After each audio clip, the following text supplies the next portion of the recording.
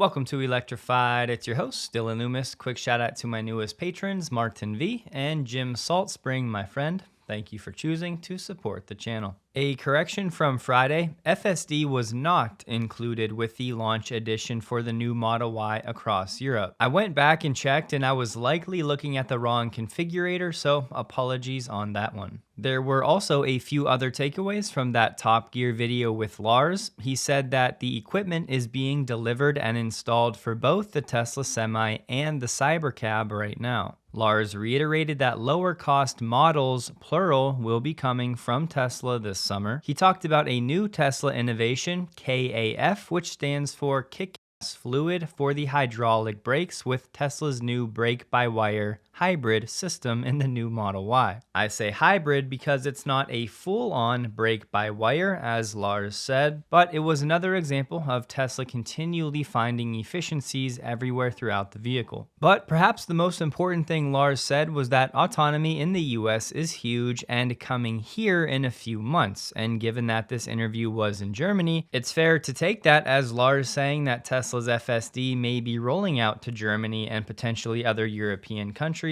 in the next few months. I would add though, as we've been covering, there's still plenty of uncertainty when it comes to the regulations in that region, so just take that with a grain of salt. I also wanted to point out that Top Gear was propagating a new super range version of the new Model Y with a 95 kilowatt hour battery and 500 miles of range. However, I think the Top Gear portion of that video was actually a bit sloppy. It's got these very slim headlights at the front with a full width light bar. Right there, that's not correct. These are the daytime running lights, this light bar across the front, and the headlights have actually been moved down. I won't play the other mistake he made, there was music in the background, but he said the new front bumper camera is for both Tesla's autonomous driving and actually Smart Summon. But as far as we know, only the latter point is actually true. So on this 500 mile range Model Y, I would actually love to see Tesla try it out for a short period of time to gauge the interest. But don't forget, in a recent update from Tesla, we actually learned that to some degree they're battery constrained right now, so that alone would pour at least a bit of cold water on this rumor. And the truth is, no matter how you do the math using the stats for the outgoing Model Y or the new more efficient version, to actually have 500 miles of range, you would likely need a battery pack over 120 kilowatt hours. And sure, maybe this becomes a bit more realistic if you're talking about a WLTP cycle, the numbers can change there, but when it comes to the US market, I just wanted to pour more cold water on the idea of a true 500 mile range Model Y anytime this year, especially with everything else that Tesla has upcoming. And yes, I would love to be wrong on this one, but I'm skeptical for now. We also had a great interview between Ryan from Ride the Lightning and Lars, and there were a few takeaways. The Cybercab is going to be road trip capable. Lars was hinting that that's the plan, and Tesla is making some smart plays with the current V4 supercharging infrastructure, saying that Tesla will be installing wireless chargers at a handful of supercharger locations, but not at all of them. This may not seem like a huge thing, but I know plenty of folks that said the Cybercab would not be a road trip vehicle without the charging port, and yes, the primary use case will be shorter trips. But hearing that the Cybercab will be road trip capable is a pretty big deal because it expands the addressable market significantly. Lars confirmed that Tesla's engineers love proving the doubters wrong, and that was a real thing when it came to the Cybertruck, and you can bet that the same thing holds true when it comes to autonomy. Tesla's engineers hear most, if not all, of the FUD that we often talk about here on the channel, and they're using it for motivation. Lars said there will likely be no future Tesla vehicle that's made with stainless steel. Most certainly not Tesla's unique HFS because it's so hard to form and bend, but they likely won't create any new vehicle even with regular stainless steel. The Cybercab will not be painted, meaning it will not have a paint shop, saving a lot of money. Instead, Tesla will be injecting polyurethane paint at the same time as they're making the plastic panels. Tesla puts the color in right when they make the panels, and if you wanted to repair it, it's really just paint.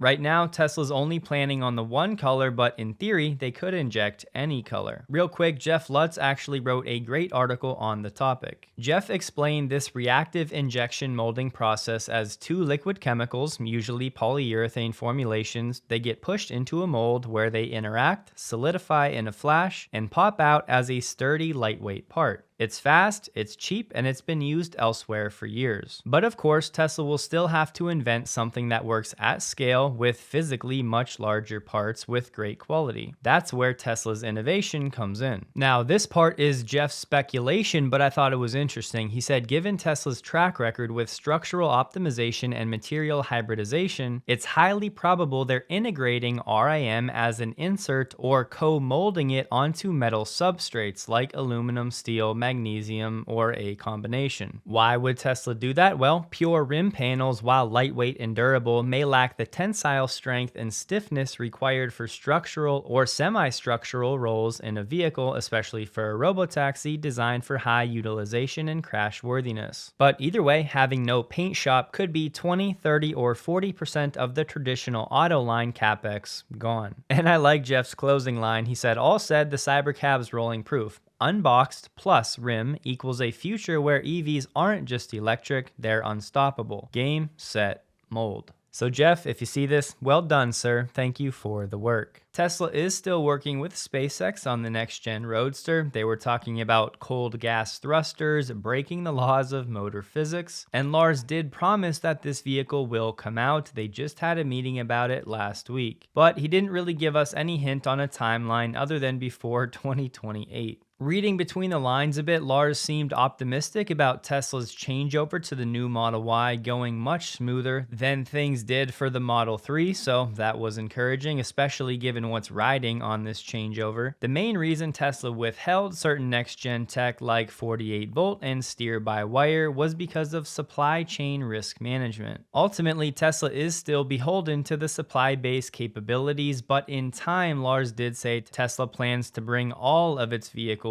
including the current fleet, up to 48 volts. I was pleased to hear Lars say, just give it a minute for updates for the Model S and X. He said, we'll get there. Specifically, we'll give them some love later this year, and they'll get some of the things from the new Model 3 and the new Model Y. Everyone at Tesla has a special place in their hearts for the Model S and X. They're nostalgic vehicles, and they're not going anywhere anytime soon. And Tesla has no immediate plans to change that. And I think that's one underrated thing for autonomy. If a family could rent or hail a Model S or X for a week or so for longer road trips, that could seriously cut into airline travel, not having to deal with everything an airport involves, and you get to spend time with just your family and your belongings in the comfort of a Model S or X. Based on the tone from Lars, it seemed like he was keeping expectations a bit lower for this refresh for the Model S or X later this year. So I'm not sure we're going to get major exterior aesthetic changes, but at least we'll be getting something. We finally learned why Tesla did not use the GigaCast for the new Model 3. Tesla said they could have, but they didn't have enough additional machines as all of the ones they had were needed for the Model 3 or the Cybertruck. The only real hint we got about these new, more affordable models was that Lars said they will not be a massive step down from the cars that Tesla sells today, which adds some credibility to my thesis that these are likely to be stripped down versions of the Model 3 and Y. And there are two reasons why I'm saying Tesla's been sandbagging. One, we're now learning that there are still plenty of other innovations in the new Model Y that Tesla hasn't even made public. The new KAF is just one example. And then two, when you really think about what's coming this year, we have more affordable models, plural, which should really expand Tesla's total addressable market and generate a new wave of hype. And I would imagine Tesla's doing whatever it can to find a way to make sure those qualify for the tax credits for as long as it's available. We'll be getting a refresh of the Model S and X, unsupervised FSD, semi-production begins, the new Model Y of course, the Megafactory in Shanghai is ramping, and low-volume Optimus production. And yes, it's going to take time for the market to price all of that in and for all of those lines to generate more revenue, but my point is we are very close to the end of this season of being in between growth waves. We also have 6 job postings right now on the Tesla careers page for the Cybercab, all for manufacturing manufacturing in Austin. When it comes to things to look forward to from Tesla this year, don't forget about the possibility of Dojo 2. On the Tesla careers page right now, there are 30 different job postings, all for Dojo, most in Palo Alto, some in Austin, and there's one in Fort Collins, Colorado. What could all of this hiring for Dojo be for? Well, Elon said Dojo 2 chips will begin mass production by the end of 2025. At the time, Elon said the performance of Dojo 2 is expected to be comparable to Nvidia's B200.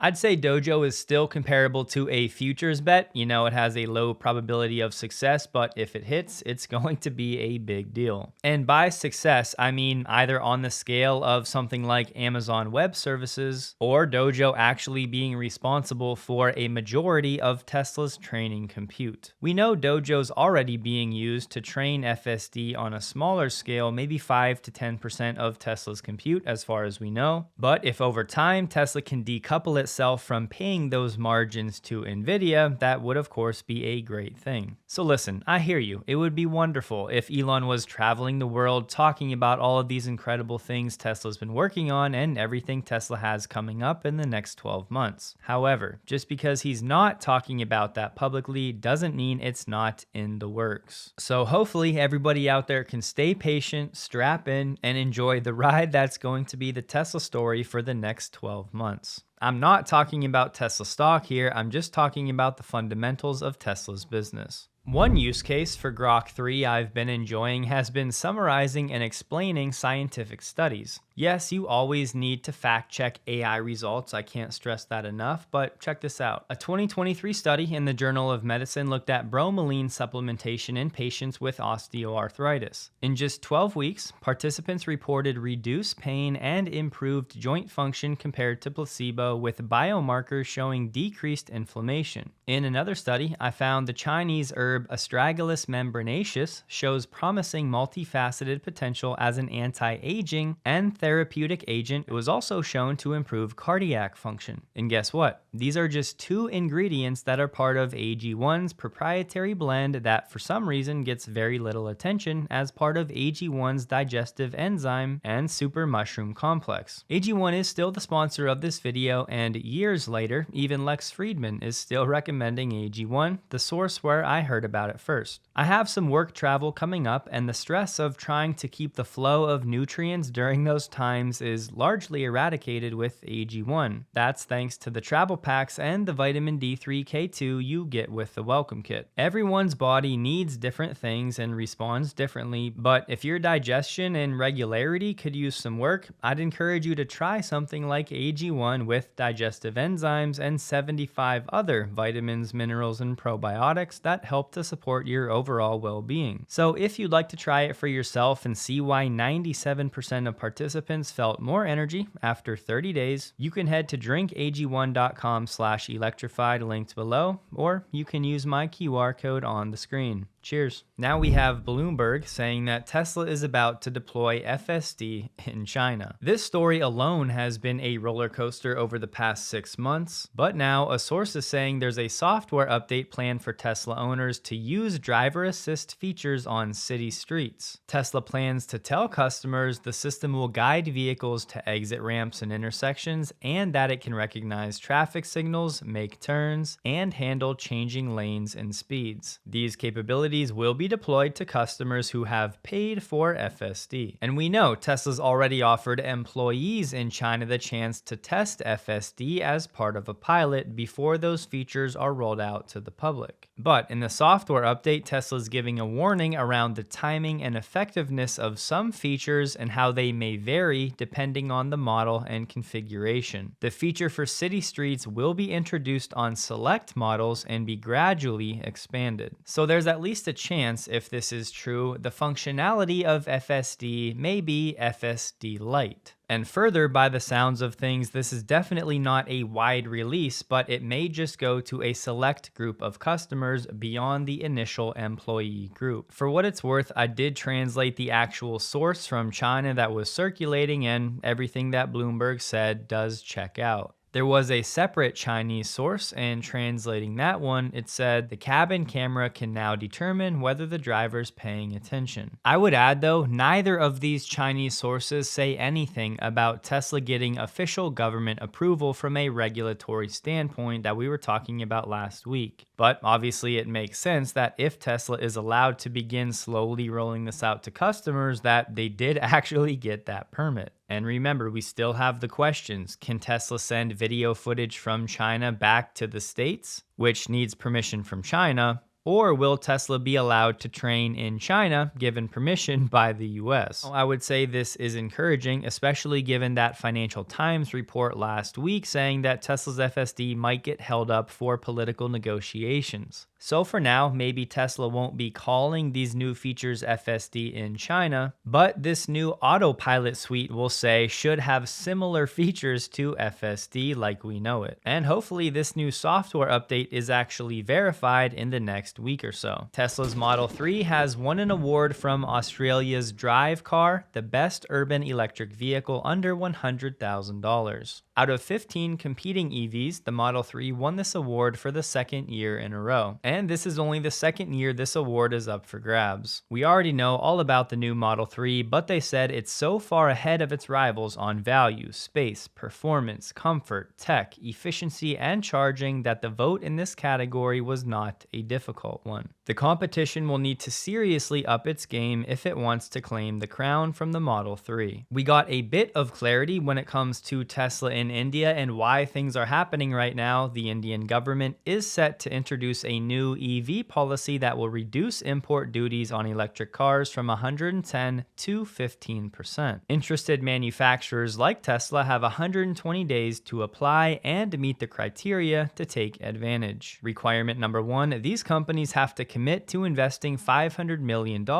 in the Indian market. Additionally, companies must set up local production plants by the end of the third year and achieve 25% local value addition by the third year, increasing to 50% by the fifth year. So not only do these companies need to manufacture in India, but they need to do it using part of the local supply chain. And there's still a limitation. These companies can only import up to 8,000 premium EVs that are priced above $35,000 every year. Any imports over that limit will have the standard 110% duty. This right here is another reason why I'm not expecting Tesla's entry into the Indian market from an auto perspective to really move the needle that much. Now, if down the line Tesla begins manufacturing vehicles in India to avoid these import tariffs, that's a whole nother story. But as I've been saying, right now I think it makes more sense for Tesla to build a third Megapack factory in India to qualify for these lower tariffs, meet all of those requirements, and help India to secure the grid and move towards sustainable energy. So if Tesla cannot negotiate a way to exempt itself from these requirements, then it seems like we may be getting a new factory from Tesla in India within the next 3 years. By the way, with that 15% tariff, the entry-level Model 3 would start at about $48,800 in India. Sadly, there's been some vandalism at Tesla supercharger locations, and Tesla said at this location it will be removed by tomorrow morning. Our network will stay in first-class condition for our customers. And they added, we will press charges for vandalism at superchargers. I got this email from Polestar today offering me up to $20,000 toward the lease of a new Polestar 3 if I switch from any Tesla vehicle. This would be combining the $5,000 Polestar Conquest program bonus and the $15,000 Polestar Clean Vehicle non-cash incentive. When it comes to robotaxis, Mercedes just said, our job is to take you from A to B in style. We're not a public transportation service or a mobility service provider. Translation, right now Mercedes has no interest in operating a robotaxi service. But their CEO just said, I drove some of the latest driverless tech in China on my last trip and I was absolutely blown away by how good it worked and how the car even drove itself through a complete parking garage, several floors, and just found a spot for me. I'll never understand how these companies think they're going to survive in a world where autonomy is right around the corner. Gary Black was up to his usual stuff saying, why would Tesla be able to offer autonomous rides way cheaper than Uber when 10 to 12 other auto manufacturers will be able to offer autonomous rides on the Uber app? It's not like Tesla will be the only autonomous option out there, just like Tesla's not the only EV maker. Responding to that, Eric, the lead engineer of Robotaxi, chimed in with one simple laughing emoji. Gary definitely has a blind spot here, and it's apparently getting worse. Now he's saying 10 to 12 other auto companies will just magically have autonomy here soon, which from a generalized standpoint is of course ridiculous. On some Tesla inventory listings, they're now using actual photos instead of the stock pictures. Spencer had an interesting edge case on 13.2.8, and it's a good question for how a cybercab would handle something like this.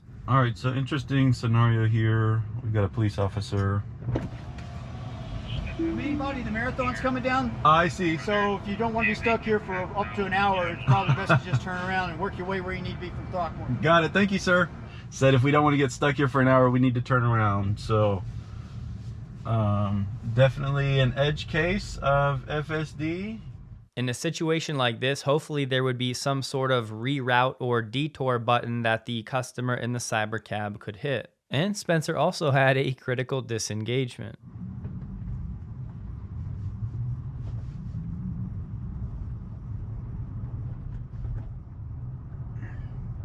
Okay, FSD is choosing to get in the left turn lane here. The road is blocked.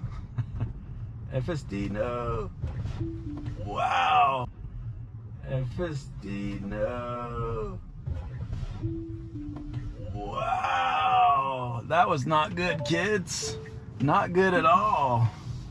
Spencer, if you see this, thank you for sharing this clip, and it's things like this why I'm still saying unsupervised is not yet solved, despite how good it is most of the time. Joe Tetmeyer shared some new photos of the cybercab doing some testing around Giga Austin today, and it wasn't just one, he said there may have been up to 5. And here we have it again. If you zoom in on this photo, you can see what appears to be a steering wheel and possibly regular seats. I know everybody loves to jump to the conclusion that this is going to be one of the more affordable models, but as I've been saying, there's a chance this steering wheel just makes it easier for the testers if they get stuck in a situation. But sure, anything is possible. I just hope that Elon and Franz and everybody else that was so dogmatic about the cybercab never having a steering wheel don't lose credibility if it ends up coming to market with a steering wheel. Because in my eyes, unless they gave a great explanation for why they changed their mind, then they would lose credibility in my book. If you've been worried about Elon's safety, hopefully this can give you some solace. We have the US Marshals Service deputizing an unspecified number of members of Elon's private security teams. These special deputies are typically allowed to carry weapons on federal grounds and carry out arrests. Thus, Elon's security team gets a bit of a boost. Tesla stock closed the day at $330.53, down 2.15%, while the Nasdaq was down 1.21%. And it was an average volume day for Tesla. Don't forget, check out AG1 linked below for those interested. It has more goodies in it than I think most people are aware of. Hope you guys have a wonderful day. Please like the video if you did. You can find me on X linked below, and a huge thank you to all of my Patreon supporters.